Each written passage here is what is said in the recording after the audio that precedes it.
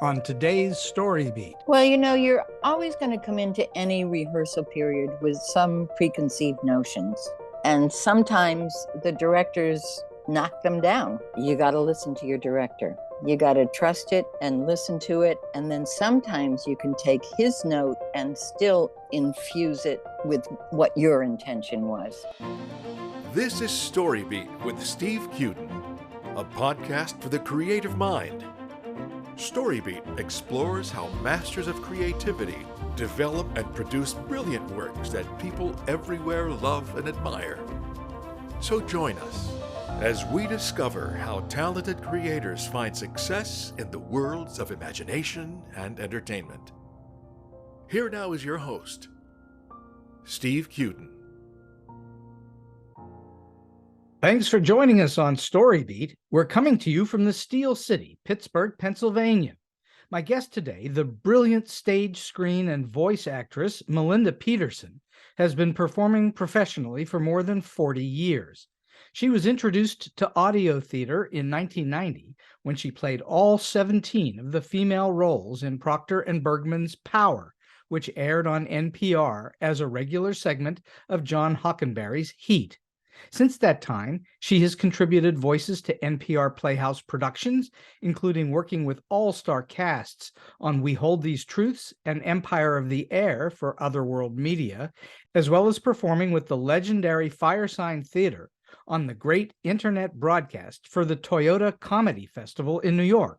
And she's traveled several times to Dublin to participate in Crazy Dog audio productions for RTE, Ireland's public radio service. Melinda is most proud that she was Norman Corwin's very favorite Lucretia Borgia in his The Plot to Overthrow Christmas. She's also led casts of Agatha Christie's BBC Murders, playing Agatha Christie herself. Melinda has performed at regional theaters across the country and is a member of the Los Angeles classical acting ensemble, the Antaeus Theater Company. She lives in LA with her husband, the great Firesign Theatre writer and performer, Phil Proctor, who's also one of my favorite guests ever on StoryBeat. I've been privileged to interview Phil twice on this show. So for all those reasons and many more, I'm truly delighted to welcome the exceptional actress, Melinda Peterson, to StoryBeat today. Melinda, thanks so much for joining me on the show. Oh, Steve, it's so kind of you to have me here. Oh, it's my pleasure. Believe me, it's a delight for me to have you on the show. So let's go back in time just a little bit.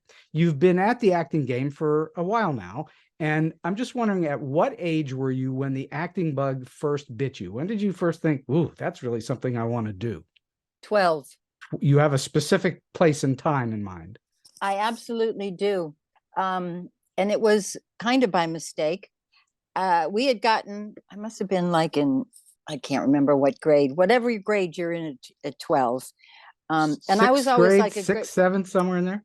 6 or 7, something like that. Yeah. And we were given, our English teacher gave us a list of books. We were to choose one and read it and report, blah, blah, blah. I went to the library to get Carson McCullers' A Member of the Wedding. Sure. But by mistake, I got the play. Oh, okay. And, because it's about, like a 12-year-old girl, 12, 13. I read the play. I went, I'm not sure I got all of that, and so I read it again. This is like all in one sitting. And I read it again. And the third time that I read it, I actually started saying all of Frankie's lines. Oh, wow. And I went, oh, now that actually feels correct in my mouth. It's the first time I actually thought of acting. And did you knew at that point that you were doing something that was related to acting? It wasn't something totally foreign to you? Yeah, it was in play form. So I knew that another brilliant actress, Julie Harris, had done it. I think when she was like 30, I think. Anyway, I knew it was acting. So I hadn't seen the movie, but. Did you then start to take classes or audition for shows? What did you do at that point? Well, my school was not super hip in terms of its dramatic program. They had very nice woman who had been there for a number of years and had some vague stage experience. But yeah, so I would join in. I go, yeah, sure, I'll be in this cast. Yeah, sure, I'll do this, just because I knew it was, from what I had to my avail at that time, it was the best I could do. Yeah, and I did, YMCA, summer theater stuff too. Did you take classes? No, actually, there were no classes that I knew of available to me. But I'd won a couple of awards acting. And so I just, joined, just applied to university as if, why not? I didn't even know about all these background stuff you could have done. And I got accepted to Hofstra University, Right. which at that time was, I don't know where things are right now, but they were like way up there in terms of theater schools. So your training then was in college. That's where you went to get trained. Yeah, that was the first actual training. But I'm going to now lead you into a different path as to how I got hired as a professional actor. At what age? Well, it was soon out of college. All right. So in your early 20s then. Yeah. When I was in college, I was talking about, how other actors pick up training all, along the way.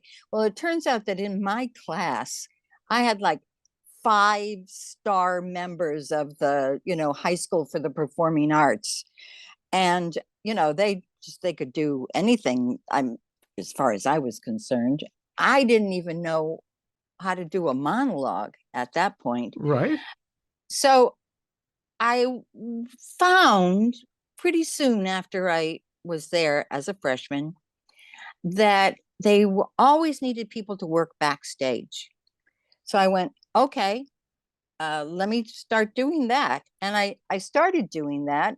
I remember my very first play was with a very simple light cue, making it look like a train was going by. Okay. And I started doing more of the backstage work. I actually became, this was in my freshman year, I became a student aide in the shop, so that I was, in the theater every day, helping with whatever sets had to be done, and ended up actually designing a couple of sets in nice. my senior year. But also after I was in the shop, then I graduated to the costume shop.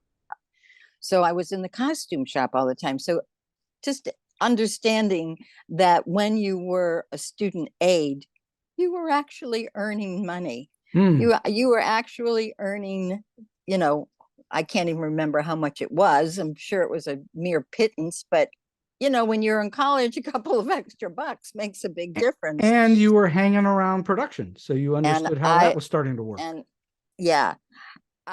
So that means is that when I got out of college, actually it was before I even graduated, I got a job as a dresser for the Gooberford and Gross circuit, which is a summer circuit on the East Coast. Okay. And I was Peggy Cass's dresser for Plaza Suite with Dan Daly. On Broadway. Oh, no. This was for the summer tour. I saw Peggy Cass do Plaza Suite on Broadway. Oh, sure you did. Yeah. Well, I'll tell you, she was great. She was really, really great. And I believe at that time, she found out how much I wasn't making, which I seem to remember was like $85 a week to be her dresser and the wardrobe mistress. Okay. So I was in charge of Dan's clothes, but he had his own personal dresser that always traveled with him. So then right after that, the company in its, the next round of shows, I was Ginger Rogers dresser Ooh. for Coco. Wow. But that also meant that I was the wardrobe mistress and her personal dresser, which means, like, you run them up and down the aisles, you meet them, with your flashlight and get them up off of stage and up to their quick change booth and change them and then get them back down to the stage for their next entrance. And then I was making a grand sum of $100 a week. If you have any idea how big that show is about Coco, the designer, and the hundreds of costumes that were part of it, and we were using the original Cecil Beaton costumes.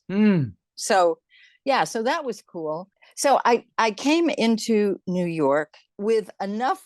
This is going to sound so cheesy, but with enough weeks to get unemployment.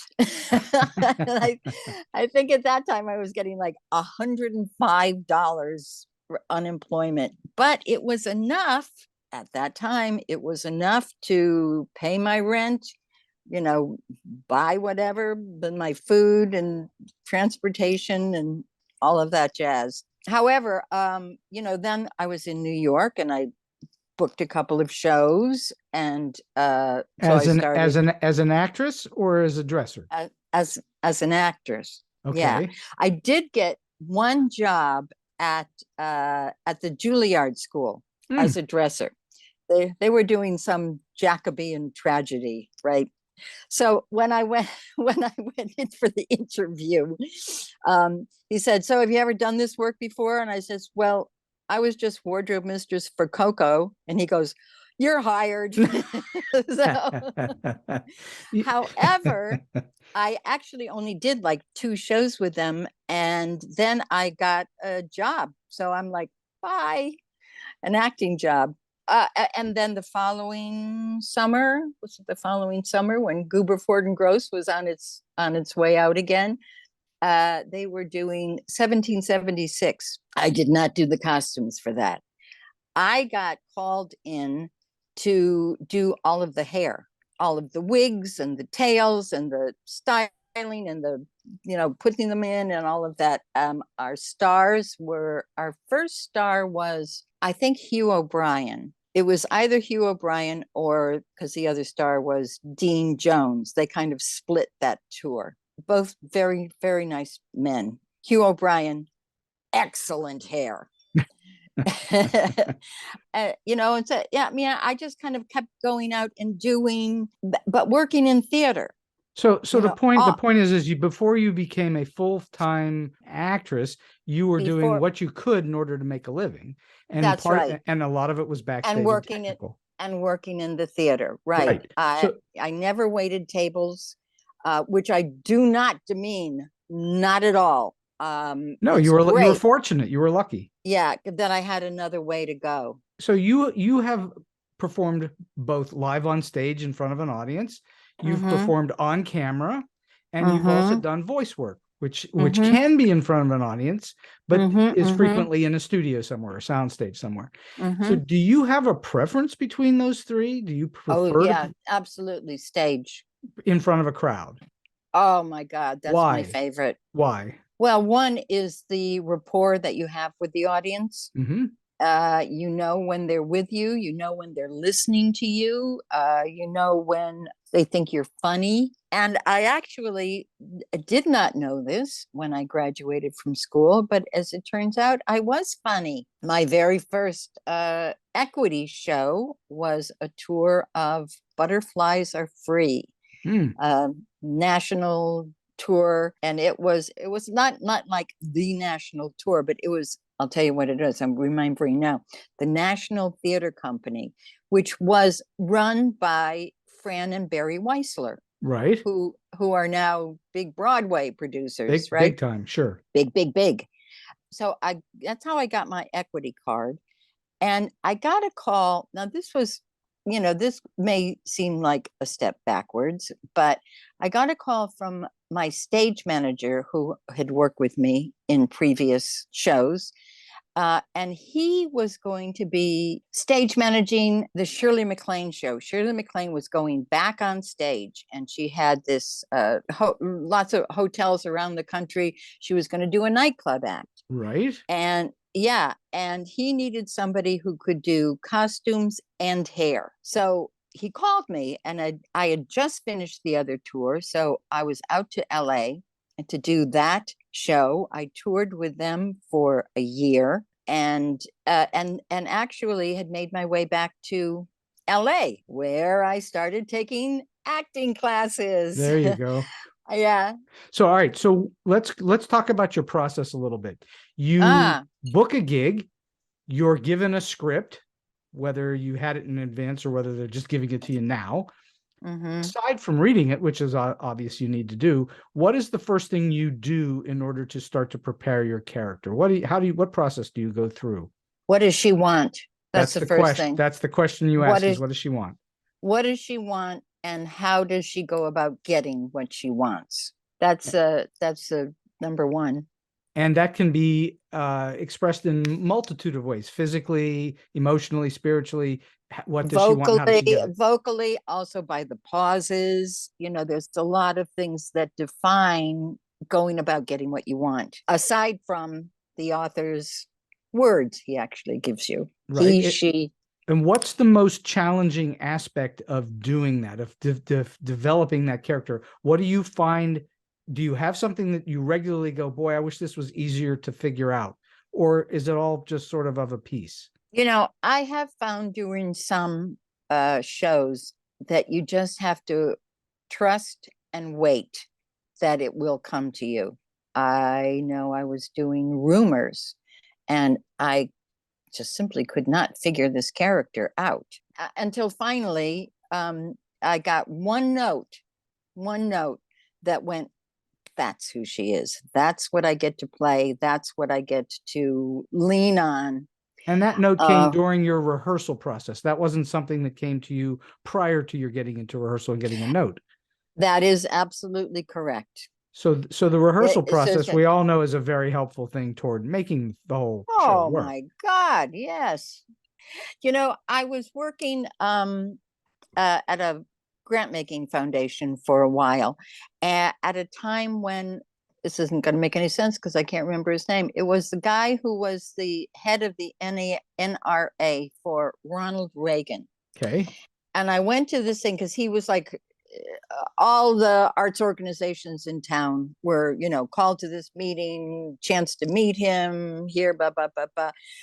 And I remember him saying, there was a very famous dance company here in LA called the Bella Lewitsky Dancers. Sure. And he'd just had lunch with a whole bunch of the arts leaders. And I remember him saying, Bella tells me that you people need rehearsal. I'm like, you are the head of the NEA and you had to be told that? Where are we? What? Yeah. So yes, rehearsal is ultimately the most important step. But I want to go back a half a step. You have yet to get into rehearsal. You've got the script in front of you.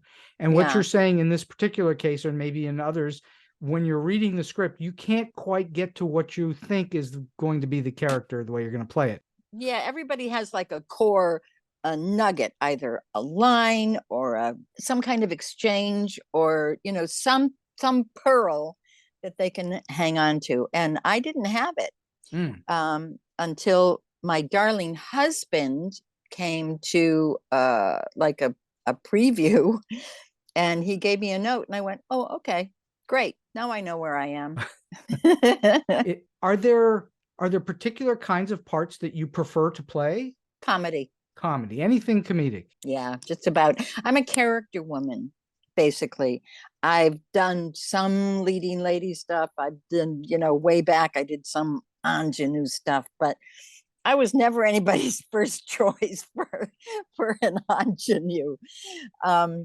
So I got like really, really happy with character work. It made all the difference for me. I got to play. Comedy requires timing, right? Yes. And Yes. do you think that you had that ability to time a joke innately, or is it something you developed over time? Both. I did know how to deliver it innately, and I got better at it. Mm-hmm. And you got better at it by doing it, not by somebody coaching you to it. By doing it, yes, by doing it. And then, the ultimate test is doing it in front of an audience and Sure. see if you do get that laugh, or see if you model it a little bit differently, you get a better laugh. There was one time I was doing Heartbreak House. Brilliant, brilliant Shaw play. And I had these two lines that were very close together. It was actually like one whole big line, but there were two parts of it that were funny. So, I said the line, I got my first laugh, said the line, got the second laugh. Nice, very nice.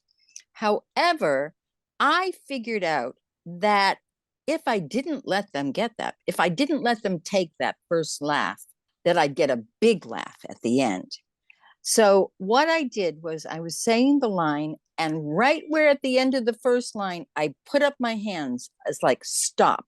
And then I said the rest of the line, and got a huge response, which is so much nicer than two polite little laughs, Of course. So that, I taught myself there. Yeah, you can tell the audience what to do. You can tell them. For Wait sure. for it. Yeah, you can. Sure. Yeah, so I did. So that was like that was a great learning. Well, is experience. there a greater comedy apex than Firesign Theatre? I don't think so. I think that's as great a bunch of comedic work as anybody's ever made. No, you're going to have to, take your own advice on that. I can't. There's still a hope. I am not that well versed with their work. But I'm talking about even not being well versed, but you've actually worked with them, yes? Yes, I did. I was on tour with them, and I performed with them in New York. You mentioned the Toyota Comedy Festival. It turns out that one of their members wouldn't fly and couldn't get to New York to do the show. So they wrote me in. I mean, I helped in the writing, So what I guess I'm saying is that you performed with Firesign Theatre, meaning you had to have some comedy chops going into that, or you weren't going to be doing Firesign Theatre. That's pretty good stuff. I mean, they're among my all-time ultimate favorite comedy acts. So, wonderful. All right. So what for you makes a good role good, and why do you want to do that role? What makes something good to do? Oh gosh. Well, the script, obviously, what this character gets to do and say in the script, who they get to work with.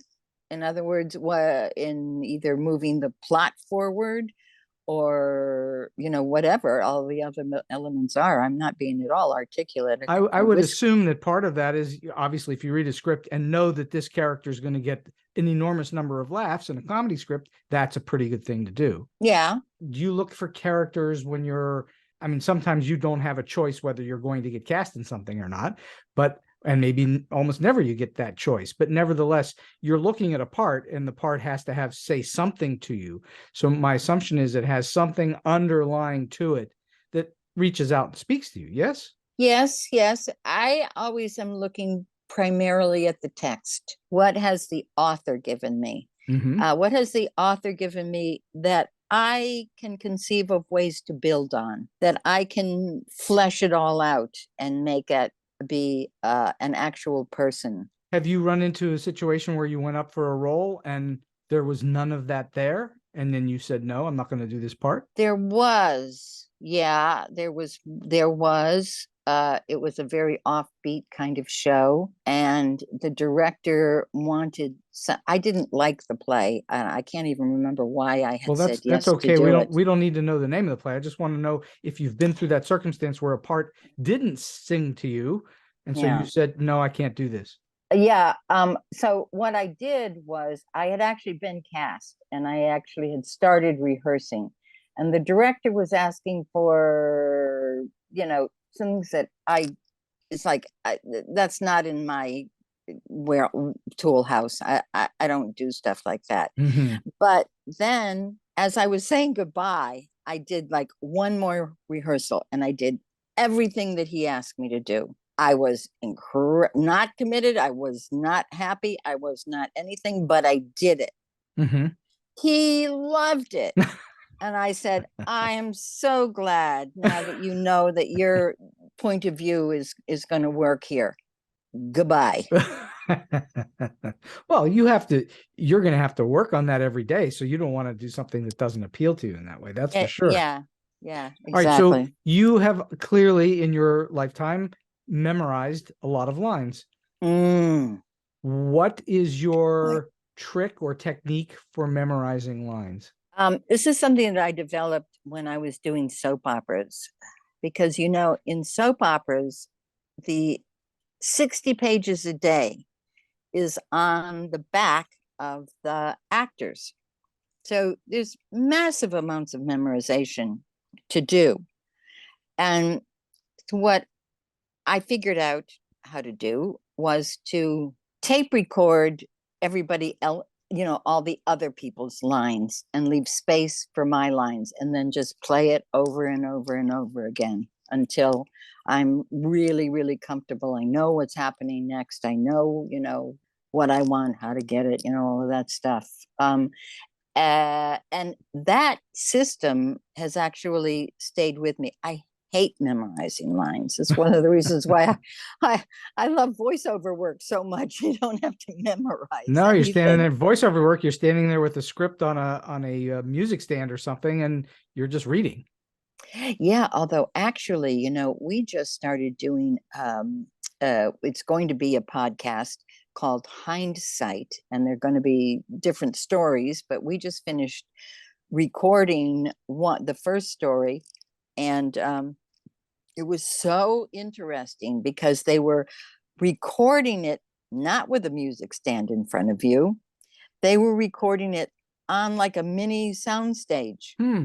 We had lavalier mics and we had boom mics. So we could like go ahead and do blocking, like, you know, if you cross over to, so you can actually cross over to them and get I'm understanding. I can't wait to hear it because I understand it. It came out great. Were you on book or were you memorized? Yeah, you could have your lines. You could walk around with your lines. They did a thing where they would, if you had to turn a page, they would either, you know that they were building in a cut to take the time and rustle out of it. Sure. But they also, our director had come up with it. No, he wasn't our director. He's kind of the producer engineer kind of.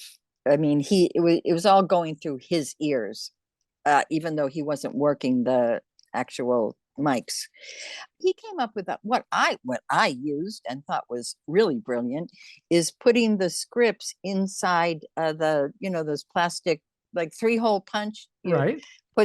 So it was kind of like a laminate, and that you could carry them around without making any noise. It was, I mean, I found it really easy. I think a lot of the other actors found it was easier to just make the noise and have it cut out later. So obviously when you're doing voiceover work, you're usually, I assume sometimes you're doing more than one version of it, or you're coming back on a second day or something like that. But typically you're going to get it all in one day. But when you're doing stage and you're doing a theatrical production of some kind, you're doing it over and over and over again over many performances. Right. And what I'm wondering is do you have a different set of preparation, mental or physical preparation that you go through for the stage work that you do that's different from your voiceover work, or is it the same preparation? It's really good. That's a really good question. Again, for me, sometimes there are just words or phrases or something that reconnects me to where it is I know I need to be going here. And with voices, you know, a lot of times you're doing dialects and accents, and sometimes with that, then it's like a certain phrase, a certain whatever. I was just playing an Irish cook, And I was able to use a note that I'd gotten years ago from someone who was coaching us to do English accents. And we had to, we were going to have a buffet, right? And he said the English love to make fun of the way the French pronounce things. So he had us all pronouncing it a buffet instead of a buffet. And yeah, which was really funny. All of these people saying buffet. And so I was doing this cook role, and she said, she was talking to her assistant, right, who was beating eggs, not briskly enough. And she said, "We're making a souffle, not an omelette, not an omelette." And would the omelette be down at the buffet? Yeah, so I mean, truly, and that was something that I picked up years ago about, something that would be moving forward. You don't know when lessons that you've learned in the past come up and go, oh, that's what that teacher meant when he said this. Sure. Of course. Would you say that, obviously you've already told us that you prefer to do comedy, but you've also done a lot of drama. Is your approach to character in a drama different than comedy, or do you approach every character sort of in the same way? You're going to treat your prep to get into character the same way, whether it's drama or comedy, or are they different? I wouldn't necessarily separate it by comedy and drama. And the more comfortable I am with the character and what I've established for myself, my own guideposts, sometimes it's very easy to slip into. And it's a really good question. There's much less prep work with voiceover. But let's talk about stage work with drama versus comedy. Yeah. So you obviously have to prepare in a different way. Voiceover work, again, you're going to come in and do maybe just one day on something, one particular script. Yeah. But with a stage piece, you're going to come in, you're going to memorize, you're going to rehearse, you're then going to perform many performances sometimes. Do you come at those from different angles to do drama versus comedy, or is it simply the same thing? You're just preparing a character, and it doesn't matter whether it's drama or comedy. It's basically preparing the character and the mindset of the character. Mm-hmm. And sometimes to change things up and make things a little bit different, you can just like tweak that thing that pushes you. Today, all of them is the same, but she's really annoyed about this one little thing. Right. In the, and so that drives you a little bit differently, and you get to that point where you're doing it and something else comes out. I do love being surprised. I like being surprised on stage, and I like surprising on stage. I like surprising myself on stage. You're talking about surprising yourself or being surprised in a way that's off what the script is, or are you talking about in the character? I never go off script. Okay. So it's in character. That surprise is happening. That just surprises is like at, whatever moment in the play, whatever you've decided to have drive you that night comes out different. It comes out different. Sometimes it's funnier. Sometimes you've learned it and then it stays, or sometimes it doesn't register and you go, okay, well, that was interesting. I'm really not sure I'm answering your question. You are. It's when you're in a show, it's how do you get to one thing or another? And I think what you're saying is, and correct me if I'm wrong, you're developing a character to perform, whether it's for comedy or drama. It's going to be a similar path to getting to the character. The delivery is what changes, not the preparation. Is that accurate? Right. Okay, good. That is right. But I will tell you something about performing drama. And my husband actually pointed this out to me. I was doing Blanche in Streetcar. Okay. And actually, do you remember there was a guy named Gene Feist? He started the Roundabout Theater. I know the name. Yeah, sure. I was doing a play down at the Roundabout, and Gene I think he was like really into like all of the women's clubs and so forth. So we would go and perform scenes that based on whatever point he was trying to make dramatically. And I'm doing a couple of scenes from Streetcar. And he goes, I never realized Blanche was so funny. I went, well, I wasn't playing it to be funny. I guess that's just Tennessee.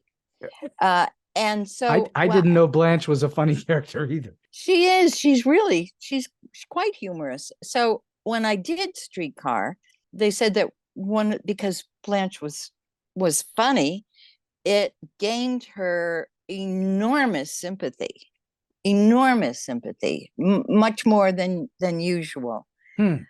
So and that was me playing a drama. I wasn't playing the comedy. I was just playing the play, and it was Tennessee who was so funny. Well, it textually, comedy is a subset of drama. So when you play comedy, you're not playing the comedy, you're playing a character, but the comedy is hopefully inherent in the way it's written. That's what you're saying.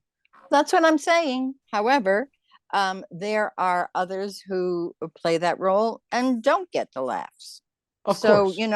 It's just, I don't know how to say it. It's like a tweak that you do in your brain that just moves the material differently. Sure. I need to ask you about Norman Corwin. You may not know this, but I was a disciple of Norman Corwin's. I was a student of his, and I knew him up till, his death, and I saw him right toward the very end. And so I'm wondering, for you in your work with Norman, who was one of the greatest playwrights and directors who ever lived, the greatest, the absolute lion of audio theater. 100%. When you worked with Norman, what made him so special for you? What was it about Norman? It's interesting because I didn't actually work. Norman didn't direct the plot to Overthrow Christmas, right? But I was playing Lucretia Borgia, and which he had written decades earlier. Oh, sure. I decided because she's Italian, I did it with an Italian accent, which made it, yes, funnier. And Norman says he had never even thought of doing that and just loved it, just absolutely loved it. And so, and then later he directed me in a couple, like an evening at the Museum of Television and Radio. Right. A Norman Corwin evening. So, and he was always incredibly gracious. And if you couldn't get what he was going for, he'd give you a line reading. Fine. I'd rather do that than not get what it was he wanted. Sure. He was probably the smartest person I've ever dealt with. Absolutely. Absolutely. And he had no advanced education. His education was all self-taught. Wasn't he something? He was something. And I remember him lived to be 101, lived to be a ripe old age. And had all of his smarts with him the whole time. I know. Particularly amazing. I remember him one time saying that he spoke to his father every Sunday. And every Sunday his father would ask the same question. So, Norman, what have you learned this week? Mm-hmm. Norman was the most thoughtful and erudite person that I think I ever actually worked with. Yeah. So, all right, we were both very, very lucky to have known him. Well, I know I actually met your husband at Norman's 90th birthday at the Skirball Center. That's how I met Phil in the first place, was at Norman's birthday. How do you like that? I sat next to Phil and Leonard Maltin. That's how I met Phil. Is that the one? Isn't we hold these truths? And it might have been. It was one of Norman's pieces, I know, that we did there to celebrate his birthday. Correct, and that may have been it. So, all right, so we've already talked about Norman being a director, but let's talk about directors in general. Have you ever been given a great note over the years that you've taken with you and said, I'm going to apply this note from a director, and you've applied it repeatedly? Yeah. Yeah. I had one director who I was doing a play, and my character was very animated. And it got, great reviews and everything. And he came to see it about, a week and a half later, and he goes, I'm not seeing anything new here. Feel like all of your moves are calculated. And so, I took a look at that, and he goes, yeah, you know what? He's right. I'm just, there's a roteness in there that is not fun. Mm-hmm. And so I really do try and give myself that note, especially once we get into the run of something. You try to keep it fresh that way. Yeah, just don't do the same thing you did last night. Is there anything you do differently now in how you work with directors and the way that you try to get or hopefully get from them what you need? Is there something you do differently now than when you first started out? Well, you're always going to come into any rehearsal period with some preconceived notions. And sometimes the directors knock them down. You got to listen to your director. You got to trust it and listen to it. And then sometimes you can take his note and still infuse it with what your intention was. It has to do with listening, not just to the words, but to the request. Mm-hmm. What would you like in rehearsal? What would you like more of from directors that you often don't get? More direction. I'm one of those actors that, because I kind of know my way around stage wise, that sometimes directors will, like, it seems like they're not paying any attention to me. That really annoys me. It's like, I want some notes. Just prove to me you're looking at me when I'm speaking, or something. Is it because you're doing such a good job they don't feel like they need to give you any? Yeah, well, I could say that that's so. It's just that I guess they don't feel like they need to put their primary attention. There are other problems that they want to solve first. I beg for notes. I really do. I beg for them. So have you ever gotten notes that you had no idea what to do with the note? And then how do you handle that?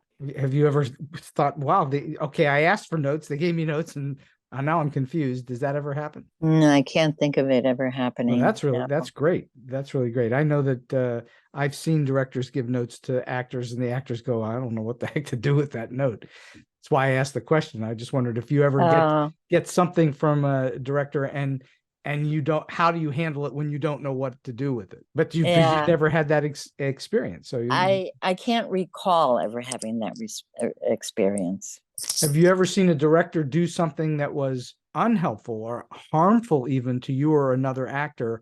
And no names here, but that was something that you knew that was not how a director should treat an actor or not treat you? I tend to dismiss a lot of that stuff from my memory. I don't think any director is served by any kind of abuse to an actor.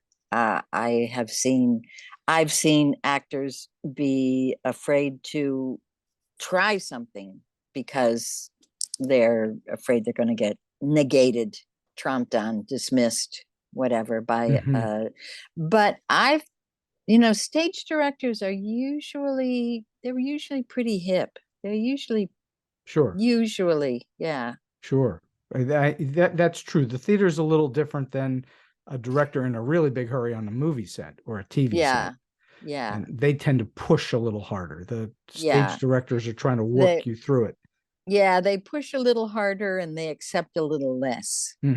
For sure. And in the case of a television show, more often than not, the director is, the actors are coming in and you just better know your lines, hit your marks, and do your thing, and you're out, and that's it. They're traffic cops. Traffic cops, yeah, for sure.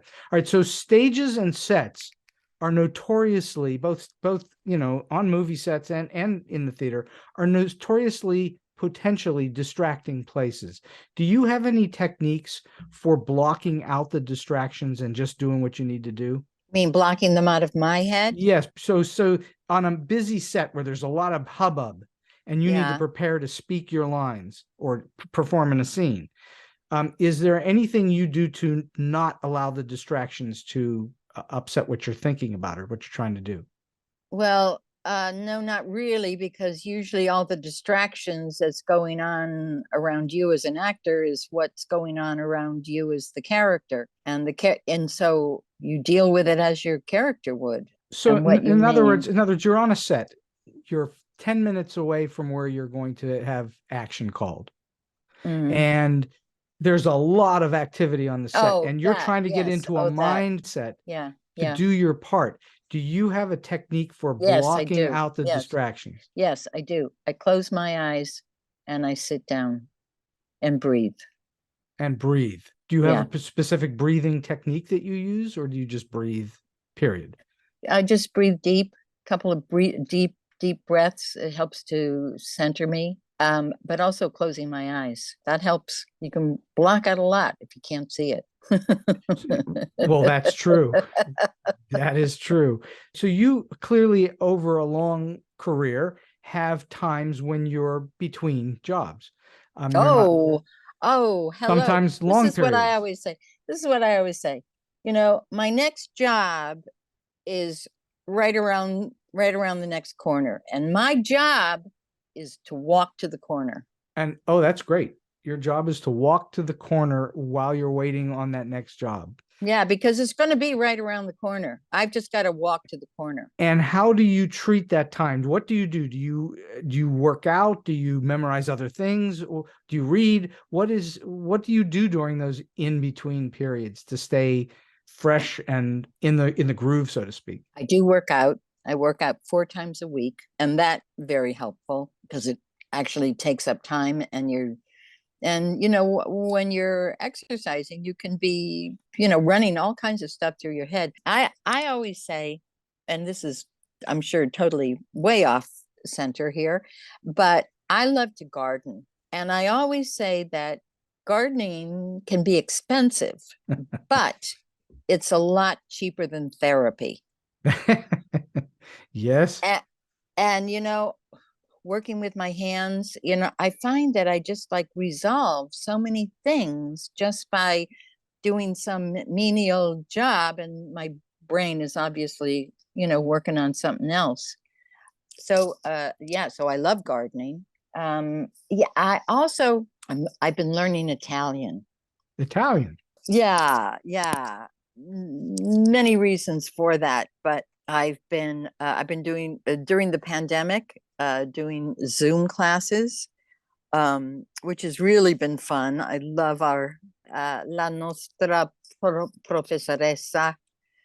We love our teacher. Um, yeah, so that's like another thing, and then of course that entails homework and some hours in the library doing our, and reading. I used to be a really big reader. I'm not as much anymore. I had to like really stupid, simple things every day, like the crossword puzzle and the jigsaw puzzle and the crossword and Sudoku. And I love doing it's one of the things I do before I go to sleep is do a jigsaw puzzle, which is just, again, it's like when it's like it doesn't take a whole lot of brain power. You can just, accomplish something simply and at least feel, oh, I Well, did. a I jigsaw did it. puzzle at least keeps your visual acuity sharp, Yeah. and gardening will help keep your physical body sharp.